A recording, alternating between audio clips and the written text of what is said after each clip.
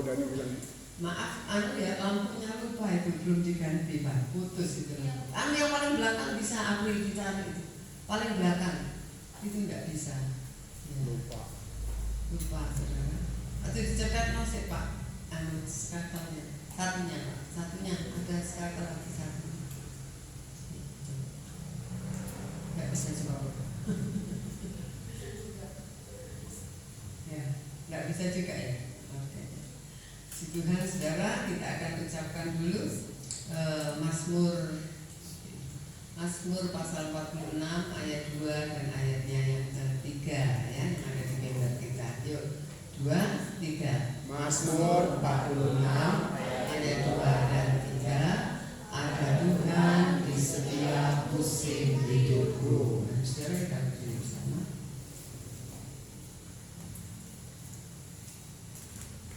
Aku percaya 2, 3. Aku percaya Alkitab adalah firman Tuhan.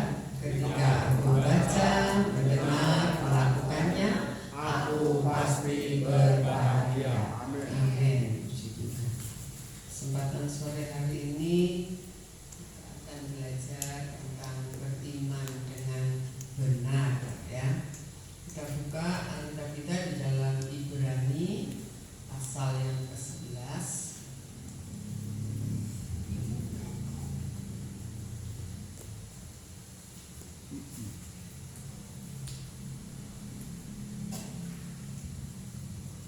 Ayatnya yang ke-8 dan ayat yang ke-10.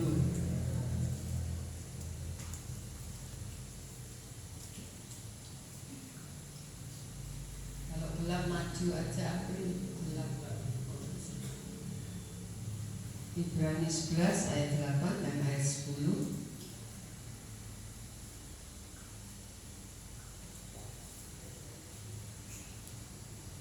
Yuk baca ya, 2, 3.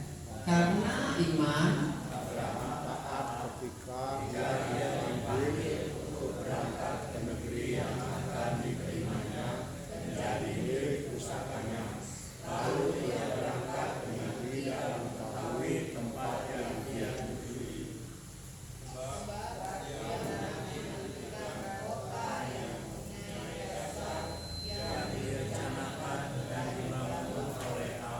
Nah, saudara, kita melihat saudara beriman atau percaya kepada Tuhan.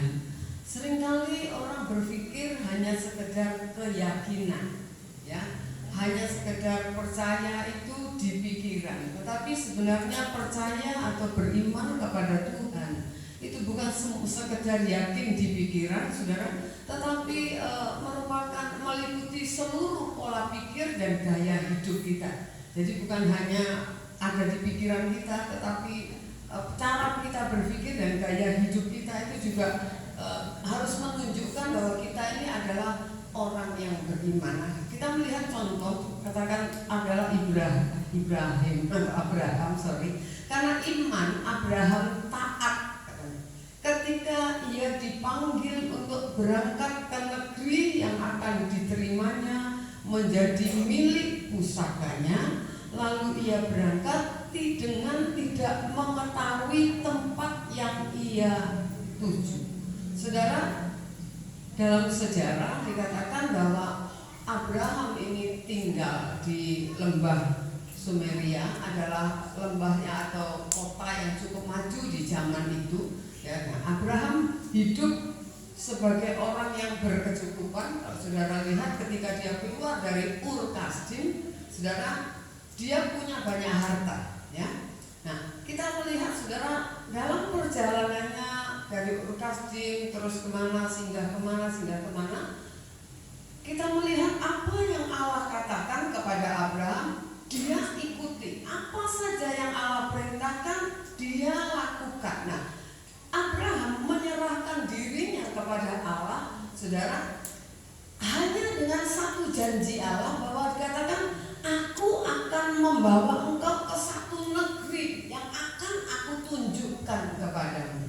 Nah, kita sudah mengerti, saudara, bahwa negeri yang Allah mau tunjukkan itu tidak dikatakan negeri apa dengan jelas, maksudnya gitu. Pokoknya berangkat saja. Nah, jadi iman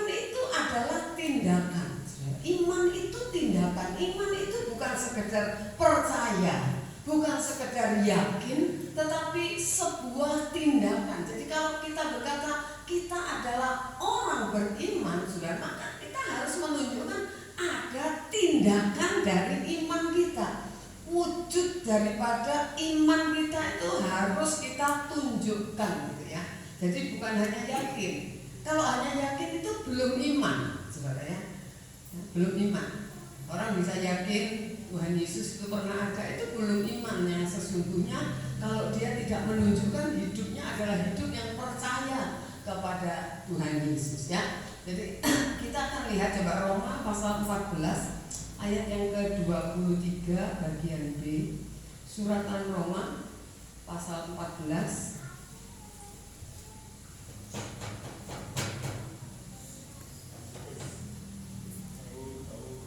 mungkin ayat 23, sorry, bagian B. Ayat 23 kita baca semua saja. Ayat 23 Roma 14 ayatnya yang ke-23. Yuk baca ya, 2, 3. Tetapi barang siapa yang bimbang, kalau ia makan, ia telah dihukum karena ia tidak melakukannya berdasarkan iman. Dan segala sesuatu yang tidak berdasarkan iman adalah dosa. Jadi sekarang dikatakan iman itu harus diwujudkan. Bahkan dikatakan ini makan aja kalau tidak berdasarkan iman itu juga tidak tepat, tidak benar, gitu ya. Jadi segala sesuatu yang kita lakukan, saudara, kalau tidak berdasarkan iman, firman Allah katakan itu dosa. Nah, ayat ini sebenarnya berkaitan, saya kira ya, di dalam 1 Korintus 10 ayat 31 ya. Ayat ini berkaitan dengan 1 Korintus pasal yang ke-10 ayatnya yang ke-31. 1 Korintus 10 ayat 31.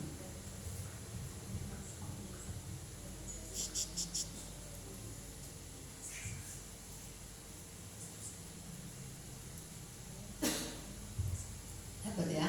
Yuk, 2, 3. Aku menjawab, jika engkau makan atau jika engkau minum atau jika engkau melakukan sesuatu yang lain, lakukanlah semuanya itu untuk kemuliaan Allah. Jadi iman itu, tindakan iman adalah tindakan untuk kemuliaan Allah. Segala sesuatu yang kita lakukan, kalau itu tidak memuliakan Tuhan, maka kita menunjukkan bahwa kita ini bukan orang yang beriman. Ya, saudara, makan aja tidak ingat temennya, lah itu sudah tidak memuliakan Tuhan, ya, saudara. Jadi kita melihat bagi umat perjanjian baru, saudara, apapun yang kita lakukan, baik kita ucapkan, kita pikirkan, ya, jika bukan itu untuk kemuliaan Allah, itu dosa. Kita kan seringkali mungkin ngomong atau apa yang tidak memuliakan Tuhan, itu dosa. Dan itu bukan tindakan iman. Ya, jadi kita harus mengerti. Nah, sekarang kita akan belajar, saudara, jika kita beriman kepada Tuhan, apa yang harus kita tunjukkan? Ya? Sebagai orang yang beriman kepada Tuhan, hal apa yang harus kita tunjukkan, saudara, di dalam kehidupan ini? Supaya saudara, tanpa saudara ngomong, tapi apa yang kita lakukan menunjukkan bahwa kita adalah orang yang beriman, ya, saudara. Nah, yang pertama, kita percaya sebagai orang percaya, kita beriman, kita percaya bahwa Allah itu benar-benar ada. Ya, harusnya begitu. Tapi kan banyak kali orang itu masih ragu meskipun namanya Kristen, gitu ya. Ragu bahwa Allah itu benar-benar ada. Ya, memang percaya kepada Allah itu tidak mudah, saudara, ya, tidak mudah. Karena dunia ini semakin tidak mempercayai Tuhan. Manusia itu semakin pintar bisa semakin tidak percaya Tuhan, saudara. Karena menganggap Tuhan itu ya dirinya sendiri. Semakin tidak butuh Tuhan. Ketika orang sukses, dia merasa kesuksesannya dia bisa raih dengan kepintarannya dia, dengan kemampuannya dia. Jadi dia merasa Tuhan tidak ikut campur. Bukan karena Tuhan gitu, aku sukses. Nah, saudara, ini yang kita belajar. Ya, masih banyak orang percaya terpaksa percaya Allah ada. Kalau ditanya kamu percaya nggak Allah ada? Percaya. Tapi dalam tindakan hidupnya belum percaya. Ya, ada istilah gini, ironisnya katanya, di negara-negara yang tidak menghargai agama, kalau boleh dikatakan ini Indonesia ini negara agamais, ya. Kalau negara di luar kan nggak terlalu begitu soal Tuhan, gitu ya. Tapi kita melihat di negara-negara yang sepertinya nggak percaya Tuhan, nggak percaya adanya Tuhan, mungkin banyak orang-orang yang ateis. Tetapi herannya dalam hidup bermasyarakat mereka bisa lebih saling menghargai daripada yang di sini. Mereka bisa saling menghormati, saling mengerti. Mereka punya nilai-nilai kemanusiaan di dalam hidup itu, saudara ya. Mereka luar biasa lah. Kalau kita melihat saudara, ada pernah saudara ya, memang di Indonesia mulai ada sih yang mengeterapkan gitu ya. Ada gereja juga mengeterapkan. Saya lihat katanya waktu saya ke Sumedang ini jualan saudara. Ada jualan camilan anak-anak ya. Pokok ngambil sendiri, uangnya ditaruh sendiri gitu ya. Nah itu kan ya saudara, ya terserah mau ngambil 2 bayar 1 ya terserah, pokoknya kejujuran gitu ya. Saudara, gereja itu mengadakan seperti itu karena anak-anak sekolah minggu banyak juga ya gitu. Nah saudara, kita melihat nggak, jualan juga di barat itu ada loh yang nggak dijaga ya. Jualan itu nggak dijaga saudara ya. Nimbang sendiri, bayar sendiri, kalau ada susuk ya susuk sendiri gitu saudara. Itu bisa. Padahal mereka kalau soal Tuhan nggak terlalu ngurus gitu. Tetapi mereka bisa. Nah, coba kan contoh ya, kalau kita ke luar negeri, saudara sudah pernah keluar negeri, saya pernah lah ya ke Singapura, salah satu contoh. Saudara, ketika ke toilet, nah saya ini kan orang Indonesia nggak pernah pertama kali ke luar negeri diajak Ellen-nya, Anda ngerti? Nggak betul. Saya ngelihat yang kosong cepet aja saya maju gitu loh. Marah saudara, ada orang dulu itu marah yang ngatain saya, kamu itu gitu ya. Katanya Ellen, mama jangan gitu nih, ngantri gitu ya saudara. Ya saudara, ada kebiasaan kan gitu ya, kalau kita maaf ya saya duluan ya masih gitu ya saudara. Kalau di Singapura itu saya pernah tunggu taksi gitu ya saudara. Taksi, misalnya Marlin sudah berdiri di situ. Kemudian saya baru datang sebelah sini. Nah, taksinya berhentinya di depan saya. Ayo kalau di sini saudara naik apa enggak? Iya, ayo taksinya berdiri di depan kita, yang bukan salah kita. Nah, saudara, tapi itu enggak loh. Enggak ya saudara. Itu lebih dulu gitu ya, saudara. Kalau di sini naik aja lah. Kan kita sering kan gini, mau duduk salahku kok ya toh. Taksinya yang berhenti di sini. Apalagi kalau jaraknya agak jauh saudara ya kan. Nah tapi kita melihat mereka sangat menghargai. Nah saudara, kalau kita lihat kalau di Indonesia ini ya khususnya saudara, negara yang katanya kita bilang percaya Tuhan negara ini, tapi kita melihat saudara, kalau dijaga saja hilang, betul gak? Dijaga aja hilang, saudara noleh itu udah hilang. Nah kalau udah dijaga ya saat timbangan nih hilang kan betul ya. Saudara lihat aja itu telepon umum. Ya, itu kan untuk masyarakat ya, telepon umum itu ya. Tapi rusak semua, saudara ya. Sok koin-koinnya itu didodol semua loh, padahal kan itu. Nah ya, saudara pernah dengar kan jembatan Suramadu, pernah dengar? Umur-umurnya itu dilepas ya orang. Kayak ini ya, saudara, kereta juga kan ya kan? Ada yang diambilin kan umur-umurnya, bantalannya dulu kayu ya. Nah, mulai sekarang ganti beton, saudara ya. Nah itu kita melihat ya saudara, nah banyak orang percaya kepada Allah itu hanya boleh dikatakan ini halusinasi aja ya, sepertinya percaya saudara. Itu kelihatan, seperti saya pernah juga khotbah di hari ini, kelihatan ketika ada apa? Masalah. Kekristenan saudara dan saya itu akan nampak saudara ini Kristen benar apa bukan ketika datang ujian, ya kan? Ujian. Kita sulit mengampuni, kita sulit mengalah, dan lain sebagainya, banyak hal, ya, yang sebenarnya kita harus sebagai orang Kristen kita tahu ayatnya, jangan balas kejahatan dengan kejahatan. Ayatnya yang tahu, ya mungkin hafal saudara. Tapi ketika kita dijahati, sulit bagi kita membalas dengan kebaikan. Kita bilang kok enak, kejahatan dibalas kebaikan. Nah ini loh saudara. Nah jadi kita melihat saudara dari cara kita bertindak, cara kita mengambil keputusan itu bisa nampak orang itu beriman atau tidak.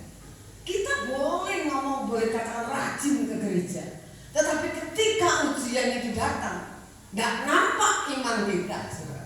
Harusnya kan nampak. Bukan hanya ketika senang, haleluya puji Tuhan itu gampang, saudara. Tapi ketika ada masalah, persoalan hidup apapun, nah, kita melihat saudara ya, seringkali itu tidak menunjukkan bahwa kita orang yang beriman.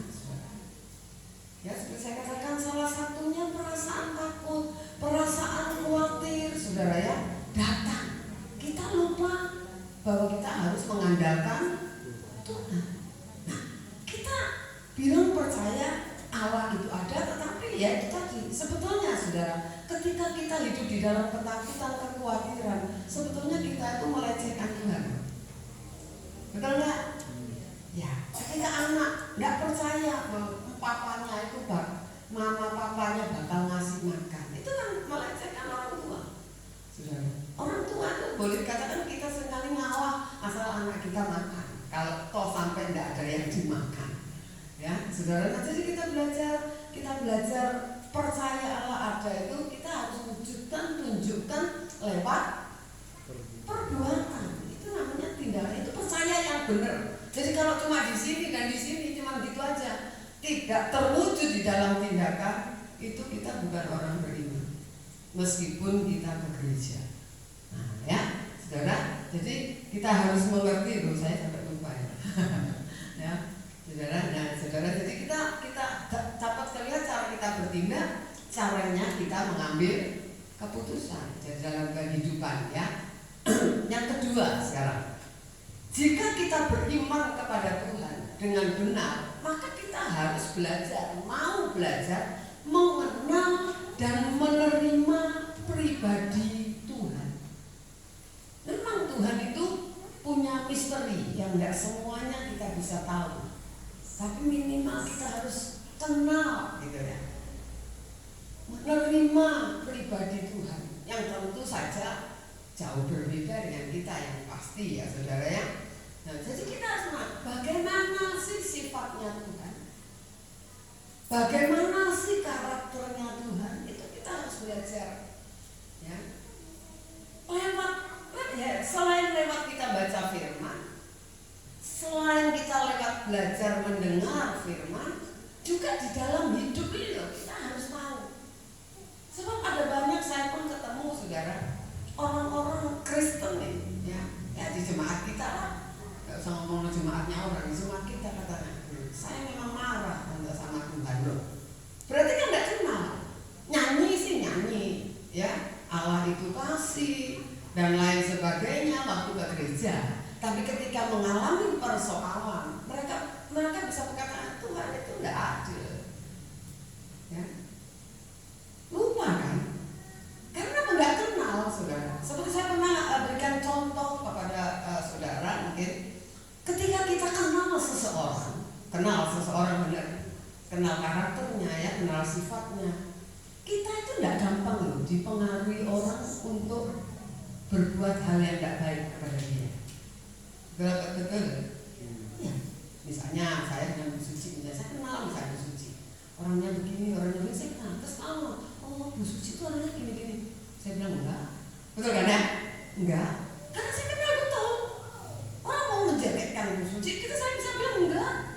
Saya enggak begitu Bu Suci. Saya udah kenal sekian tahun misalnya, sekian puluh tahun misalnya. Enggak, orangnya enggak begitu. Memang dia bisa marah sama saya pun, mungkin kalau saya salah dia marah misalnya begitu ya. Tapi enggak, orangnya enggak begitu, gitu loh, saudara. Nah, sama dengan Tuhan itu sama, saudara. Ketika seseorang kenal Tuhan, kenal sifat Tuhan,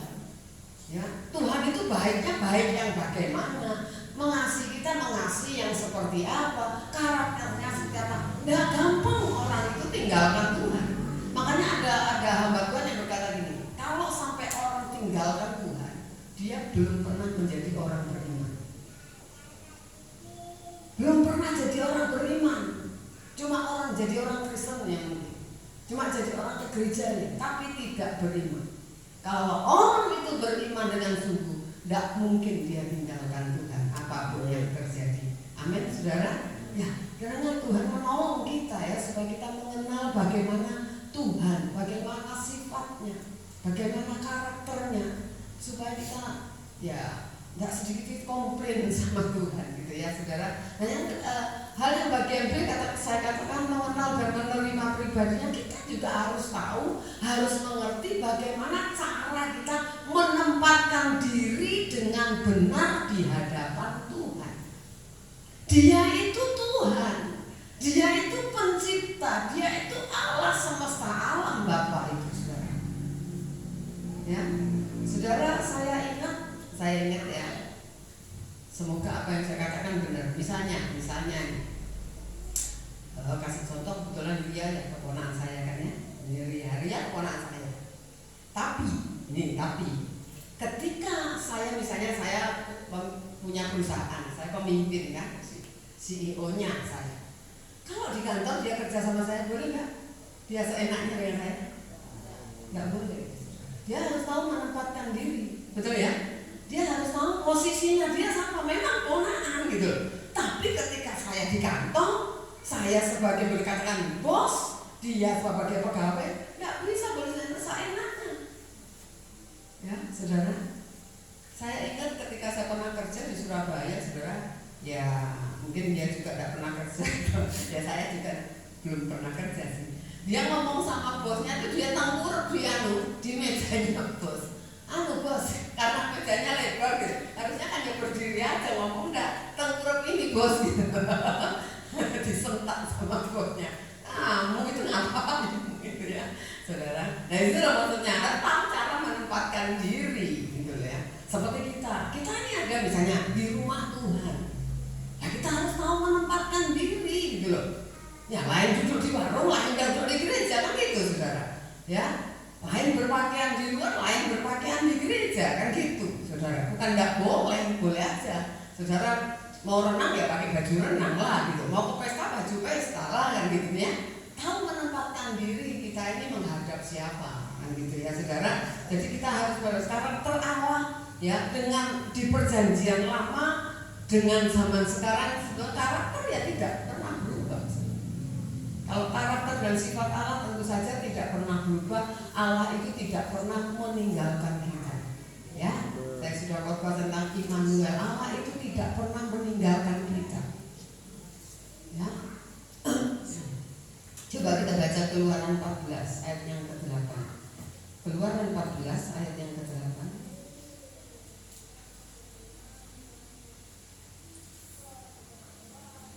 Sebagai contoh, saudara, bahwa Allah itu tidak pernah meninggalkan mereka, bangsa Israel.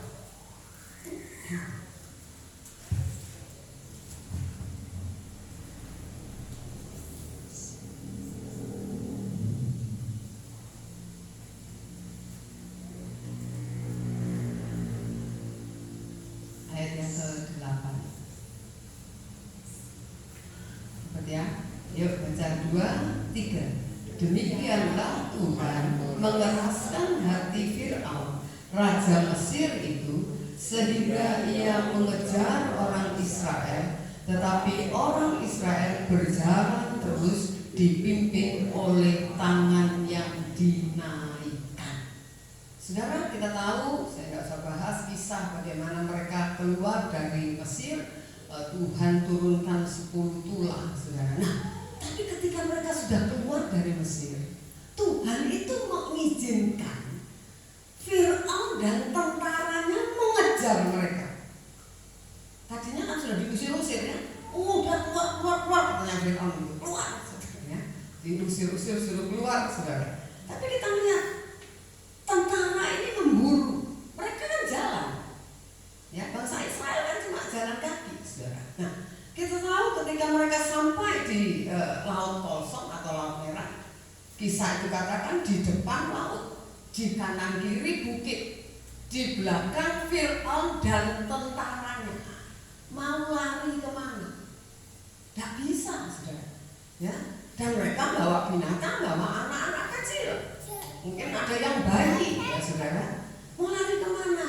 Tetapi Tuhan berkata kepada Musa, angkat tongkatmu, arahkan ke laut kosong, saudara. Nah kita melihat, ya, laut itu terbelah.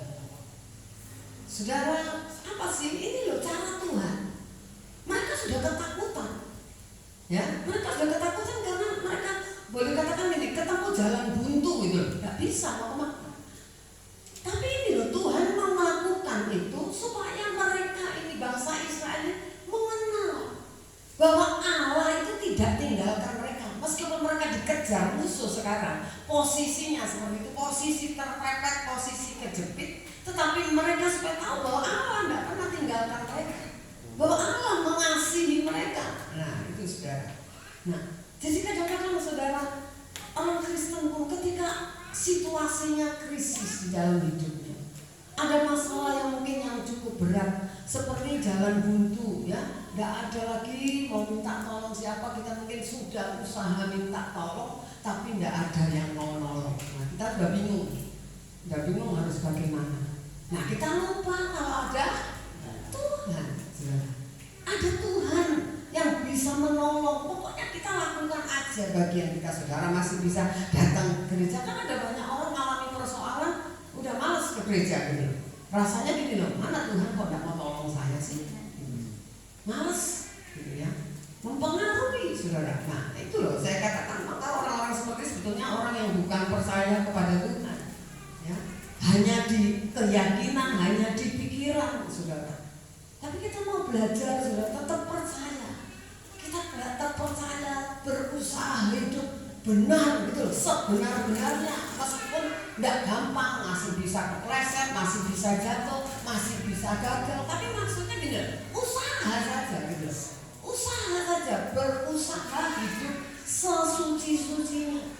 Kalau toh kita sudah berusaha sesucinya, kita masih jatuh, masih salah, ya minta ampun sama Tuhan. Kita berkata, Tuhan ampuni saya gagal gitu, saya gagal, tapi saya mau berjuang lagi gitu. Jangan gini, saya gagal nggak bisa dah, enggak, gagal tapi saya mau mencoba lagi. Kalau ada orang yang merugikan kita, orang yang menyakiti kita, apa reaksi kita? Bagaimana reaksi kita? Jangan balas. Itu kan reaksi pertama, jangan balas. Kalau saudara percaya ada Tuhan, ada Allah yang hidup, jangan melakukan apa-apa. Saudara boleh saja sih lapor sama Tuhan. Tuhan, aku nih loh disakiti sama si A. Ya. Aku marah Tuhan, boleh ngomong begitu. Bukan marah sama sono. Berarti ceritanya ke Tuhan. Ya, saudara, saya pernah khotbahkan juga. Kenapa Musa pukul itu batu kita? Pernah ada yang ingat khotbah saya?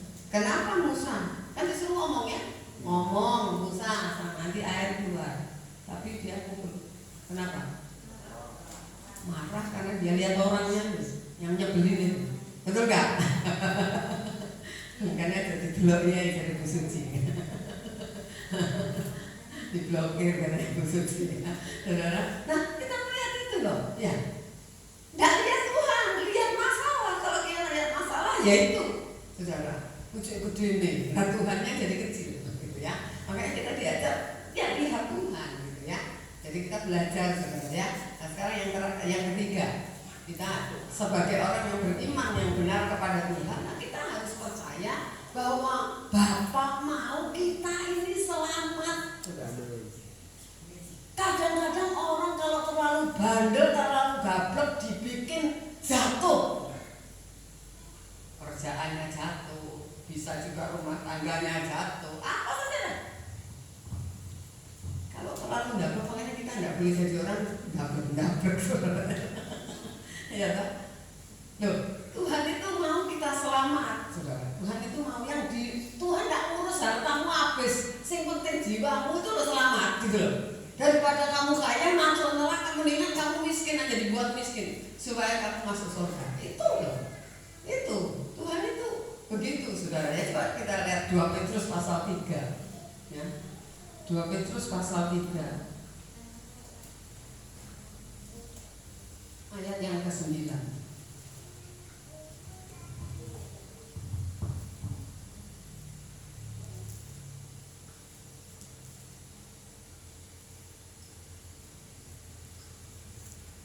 Petrus 3 ayat 9.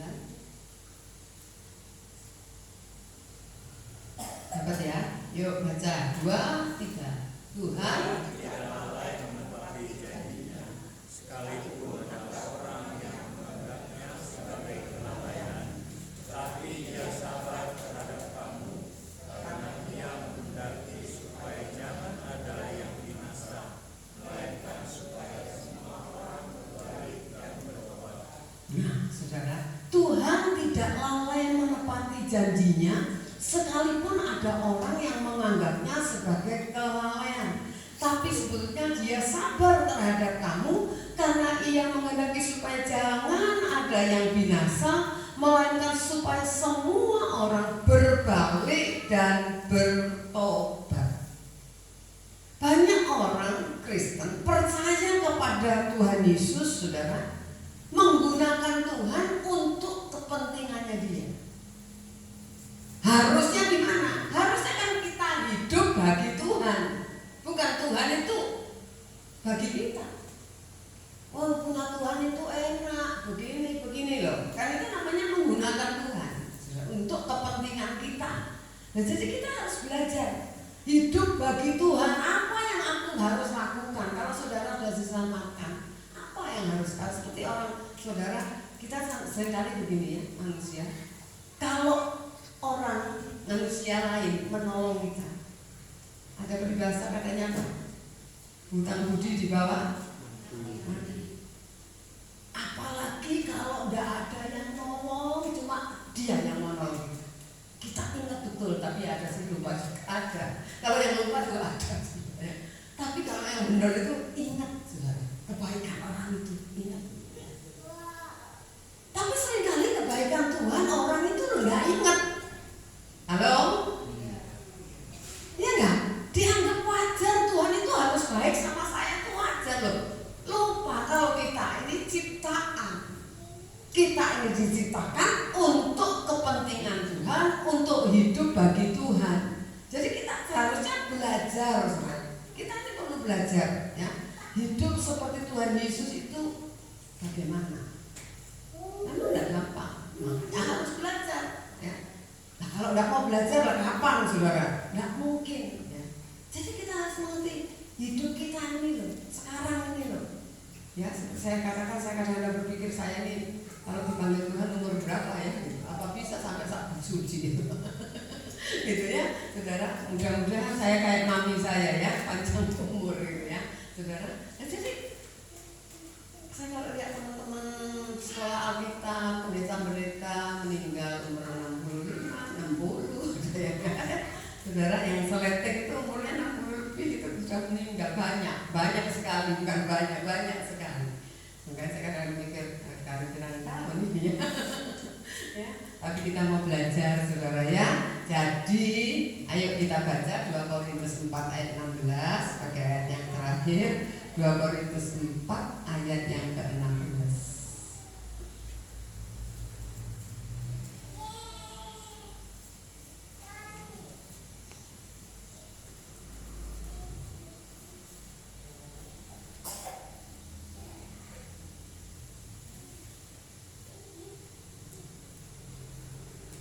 Dapat ya? Ayo 2, 3. Sebab itu Kami tidak tawar hati, tetapi meskipun manusia membiarkan kami semakin merosot, namun mengerjakan ini kami amin, saudara. Jadi tema hidup kita perubahan, transformasi.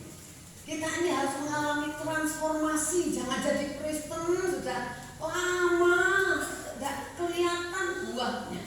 Orang kan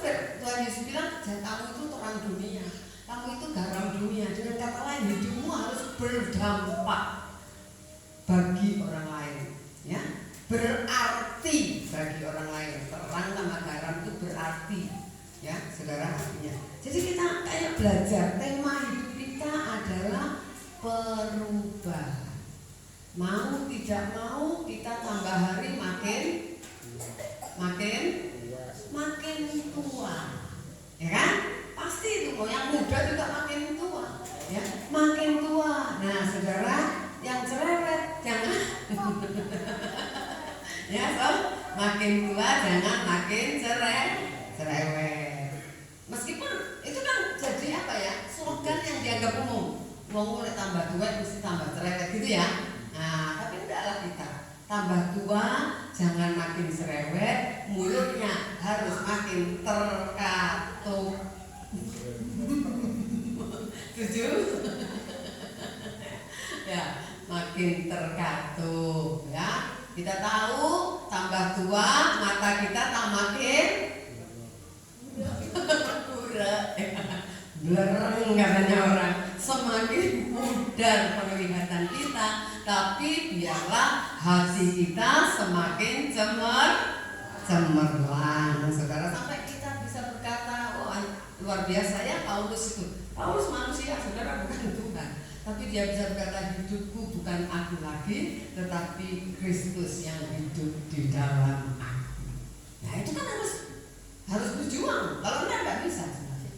Ya, kalau enggak bisa. Jadi Kristen, karena Kristen artinya seperti Kristus. Jangan sampai Kristen itu dicemooh orang, ya, dijadikan bahan olokan, ya.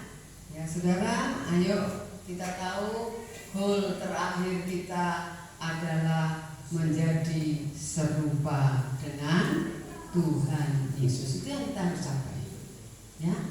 Kita tidak bisa sama, pasti tidak sama. Maksud saya gini loh, serupa dengan Tuhan Yesus. Kita semua dapat soal, masing-masing orang berbeda. Misalnya, kalau Tuhan Yesus itu ujiannya 1000, kita lihat penderitaannya luar biasa kan. Katakanlah 1000 soal, saudara mungkin hanya 100, tapi yang diminta Tuhan 100 itu lulus. Betul? Mesti kayak 100 gak lulus gitu ya, saudara. 100 lulus. Nah, maksudnya gitu loh. Seperti Tuhan Yesus juga lulus. Ayo kita berjuang, ya. Apa yang tidak baik, seperti saya katakan, tanya sama suamimu, tanya sama istrimu. Itu harus, saudara, harus ngobrol gitu loh, supaya ada perubahan di dalam hidup kita, ya. Di jalan ini memang kita banyak tidak mengerti, tetapi kita tahu Tuhan selalu menuntun kita kepada sesuatu yang terbaik, ya. Goal kita menjadi serupa dengan Tuhan Yesus. Nanti pemain musik maju, kita nyanyi pujian itu aja, 1000 tak